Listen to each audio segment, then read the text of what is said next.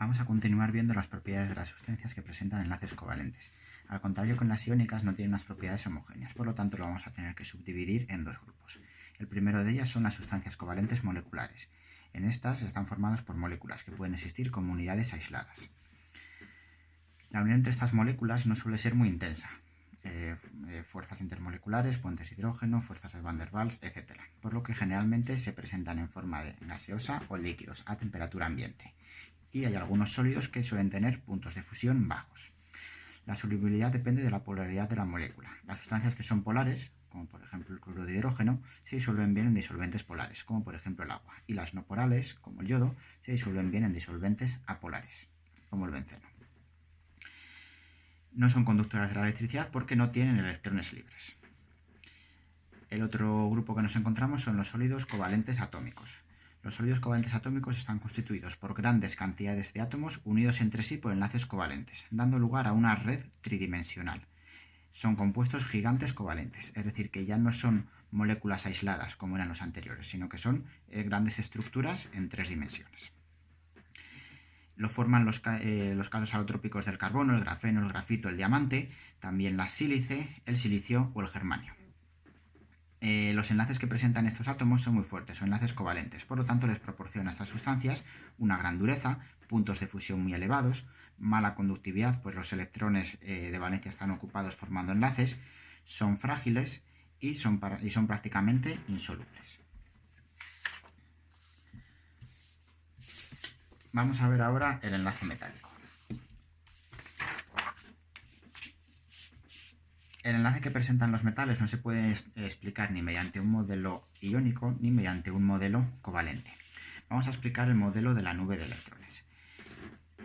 Los metales por lo general tienen energías de ionización bajas. ¿Esto qué quiere decir? Que fácilmente pueden perder los electrones de la última capa. Vamos a ver, por ejemplo, el magnesio. Su configuración electrónica es 1s2, 2s2, 2p6, 3s2. Los electrones de la capa de valencia, estos dos que están en el 3s2, los puede perder fácilmente, de manera que se forman iones magnesio 2+.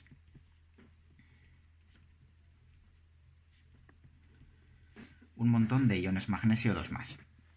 Y los electrones que ha perdido cada átomo de magnesio están formando una especie de nube electrónica. Por eso este modelo se le conoce como el modelo de la nube de electrones. La característica importante que tienen estos electrones es que están deslocalizados y que se pueden mover libremente. Al estar deslocalizados no se les puede asignar a un átomo en concreto, sino que están asignados al conjunto de la red metálica. El enlace metálico se produce como consecuencia de la atracción electrostática entre la red de iones positivos, en este caso los magnesios 2+, y los electrones deslocalizados.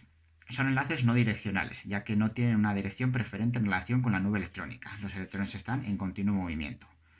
Y la fuerza del enlace metálico va a depender de la carga de los iones, cuanta mayor carga, mayor fuerza, y también va a depender del radio del ion metálico. Cuanto más cerca está, también la fuerza va a ser más intensa. Vamos a ver algunas de las propiedades de los metales. Aquí tenéis más, pero citaré dos que son de las más importantes. Por un lado, son buenos conductores eléctricos. Son buenos conductores eléctricos, ¿por qué? Porque los electrones, al estar deslocalizados y presentar esa gran movilidad, pueden transportar fácilmente la electricidad. Y también son buenos conductores del calor. El calor produce un aumento en la energía cinética de los electrones que, gracias a que se pueden mover libremente, pueden transmitirla a lo largo del metal. Aquí tenéis algunas otras propiedades de los metales que os podéis leer. Y por último, vamos a ver las fuerzas intermoleculares. Las fuerzas intermoleculares o fuerzas de Van der Waals son fuerzas que se producen entre las diferentes moléculas. Son de tipo electrostático porque forman parte de ella las cargas, ya sean cargas totales o cargas parciales. En general son relativamente débiles porque suelen implicar cargas pequeñas y suelen estar más separadas que las fuerzas intramoleculares, es decir, las que se producen dentro de la molécula. Las primeras que vamos a ver son las fuerzas dipolo-dipolo. Fuerzas dipolo-dipolo.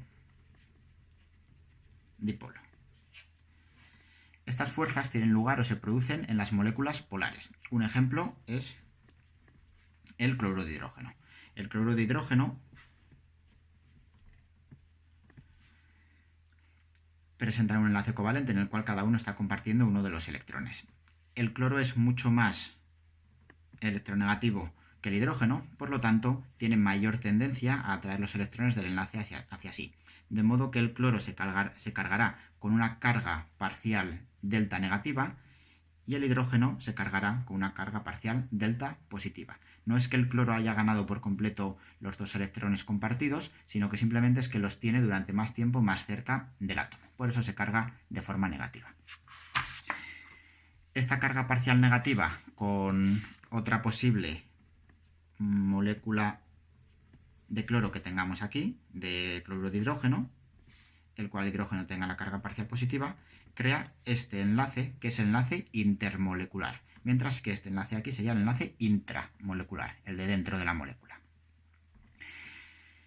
Bueno, las fuerzas dipolo-dipolo aumentan con el tamaño de la envoltura electrónica. Por lo tanto, por lo general, aumenta cuanto mayor sea la masa molecular. Es decir, la masa molecular de los átomos que estén implicados, cuanto mayor sea, más intensa va a ser la fuerza dipolo-dipolo. Si se compararan moléculas con parecidos tamaños y parecidas masas moleculares, las que serán más intensas serán las que tengan un mayor momento dipolar, es decir, las que haya una mayor diferencia de electronegatividad entre un átomo y otro. Por lo tanto, cuando la fuerza dipolo-dipolo sea más intensa, el punto de ebullición de esta sustancia va a ser más intenso. Tenéis que tener más alto. Tenéis que tener cuidado porque cuando hablamos de pasar a estado gaseoso una sustancia molecular que esté en estado líquida, no se rompen estos enlaces. No se rompe el enlace hidrógeno-cloro, el enlace hidrógeno-cloro. No, esos son los enlaces intramoleculares, esos siguen existiendo, sino que los que se rompen o se debilitan son los enlaces intermoleculares, en este caso el enlace dipolo-dipolo.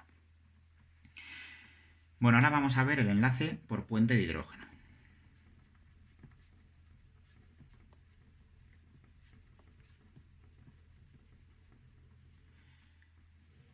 El enlace por puente de hidrógeno, aunque se ve por separado, por su especial importancia, es un caso particular de las fuerzas dipolo-dipolo. Se produce entre moléculas que tienen unidas un átomo de hidrógeno junto a un átomo pequeño, muy electronegativo y con pares de electrones libres, a saber, el nitrógeno, el oxígeno y el flúor. Principalmente se produce el enlace hidrógeno con estos tres, el hidrógeno con el nitrógeno, el oxígeno y el flúor. La gran diferencia de electronegatividad que existe entre estos tres elementos y el hidrógeno, junto con el tamaño de los átomos y junto con la presencia de pares de electrones libres, hacen que la diferencia de electronegatividad en el enlace cuando se une el hidrógeno con uno de estos tres sea muy alta y por lo tanto que sea un enlace muy polar. Vamos a ver, por ejemplo, el caso del agua. En el caso del agua tenemos el oxígeno, el hidrógeno y el hidrógeno. Tenemos los momentos dipolares, de manera que el oxígeno se va a cargar con una delta negativa, carga parcial negativa, mientras que los hidrógenos se van a cargar con cargas parciales positivas. Otra molécula que tengamos por aquí cerca de agua, con una delta positiva, van a producir el enlace intermolecular, en este caso por puente hidrógeno, al estar unido el hidrógeno con el nitrógeno, oxígeno, flúor, en este caso con el oxígeno, y forma este enlace intermolecular. Este enlace intermolecular es especialmente intenso, es decir, aquellas sustancias que sean de masas moleculares parecidas, pero la que presente enlace por puente de hidrógeno va a tener mayor temperatura de fusión y ebullición que aquella cuyas fuerzas intermoleculares sean de tipo dipolo-dipolo. Es decir, que el enlace por puente de hidrógeno es de mayor intensidad que el enlace dipolo-dipolo. Repito, las tres características que tienen o que hacen a este enlace especialmente intenso son la gran diferencia de electronegatividad que hay entre el hidrógeno y estos tres átomos, el tamaño pequeño que tiene el hidrógeno, que le permite acercarse mucho a los otros tres átomos, que también son pequeños, y la presencia de pares de electrones libres. Los pares de electrones libres, por ejemplo, aquí tenemos el oxígeno, 1s2, 2s2, 2p4. Los pares de electrones libres son los electrones no los pares de electrones no enlazantes. Es decir, en la molécula de hidrógeno sufriría la hibridación sp3, pero bueno, tanto este orbital como este otro de aquí tienen sus electrones no enlazantes. No van a poder formar enlace porque no tienen hueco disponible. Por lo tanto, al tener esta alta densidad electrónica negativa, atraen con gran facilidad a las cargas parciales positivas de los hidrógenos. Si nos fijamos en esta gráfica que tenemos aquí y analizamos, tenéis diferentes casos, pero vamos a analizar la unión del hidrógeno con los halógenos, flúor, cloro, bromo y yodo. En principio, nosotros sabemos que las fuerzas intermoleculares de tipo dipolo-dipolo aumentan cuanto mayor sea la masa molecular. Entonces, si tenemos en cuenta el flúor, el cloro, el bromo y el yodo, debería ser la más alta la del yodo, luego la del bromo, luego la del cloro y por último la del flúor. Se cumple para el caso del yodo, bromo y cloro. Como veis, la mayor temperatura de ebullición la presenta el compuesto que tiene yodo, luego el compuesto que tiene bromo y luego el compuesto que tiene cloro. Si siguiera la tendencia natural, en principio, el fluoruro de hidrógeno debería estar por aquí abajo.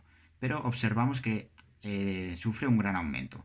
Este gran aumento es debido a que en el fluoruro de hidrógeno hay un tipo de fuerzas dipolo-dipolo que son especiales, son el enlace por puente de hidrógeno.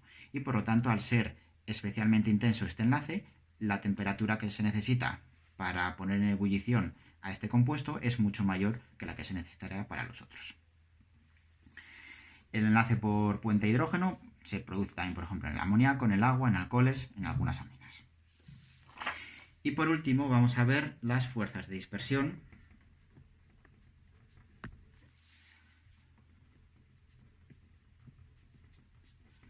o que también se las conoce como fuerzas de London.